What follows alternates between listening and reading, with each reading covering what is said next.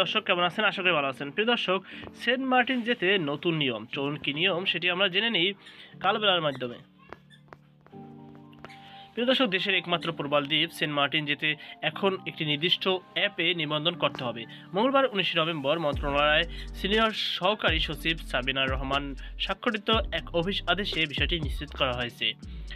এর আগে Saint Martin অনিয়ন্ত্রিত পর্যটন নিয়ন্ত্রণ ও সেন্ট মার্টিনগামী জাহাজ ছাড়ার পয়েন্ট নির্ধারণ সংক্রান্ত কমিটি গঠন করে পরিবেশ, বন ও জলবায়ু পরিবর্তন মন্ত্রণালয়। এই কমিটির বৈঠকে অ্যাপে নিবন্ধনের সিদ্ধান্ত নেওয়া হয়েছে। ইতিমধ্যে অফিস আদেশটি কক্সবাজার জেলা প্রশাসন সংশ্লিষ্টদের হাতে পৌঁছেছে বলে কালবেলাকে নিশ্চিত করেছেন জেলা প্রশাসনের অতিরিক্ত জেলা ম্যাজিস্ট্রেট ADM নিজামুদ্দিন আহমেদ।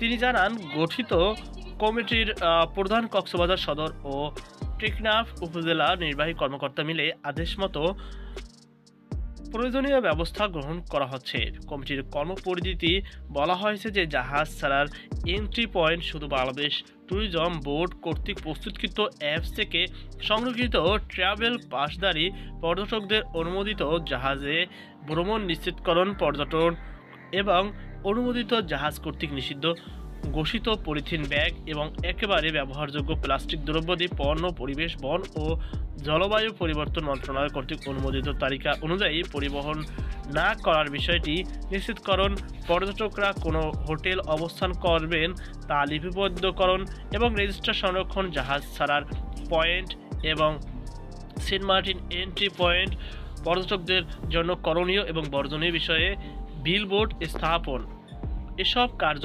প্রতিপালনের পরিবেশ অধিদপ্তর কক্সবাজার জেলা অফিস সার্বিক যোগাযোগ ও সমন্বয় করবে এবং কমিটির প্রয়োজনীয় সদস্য কো-অপ্ট করতে পারবে।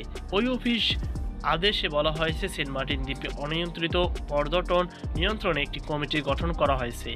কমিটির আহ্বায়ক থাকবেন কক্সবাজার সদর এবং টেকনাফ উপজেলা নির্বাহী কর্মকর্তা ইউএনও। সদস্য সচিব থাকবেন কক্সবাজার পরিবেশ অধিদপ্তর উপপরিচালক। সদস্য থাকবেন বেসামরিক বিমান পরিবহন ও পর্যটন মন্ত্রণালয়, বাংলাদেশ ট্যুরিজম বোর্ড কক্সবাজার একজন প্রতিনিধি, বাংলাদেশ অভ্যন্তরীণ নৌ পরিবহন কর্তৃপক্ষ কক্সবাজার একজন প্রতিনিধি, বাংলাদেশ কোস্টগার্ড কক্সবাজার একজন প্রতিনিধি, ট্যুরিস্ট পুলিশ কক্সবাজার একজন প্রতিনিধি।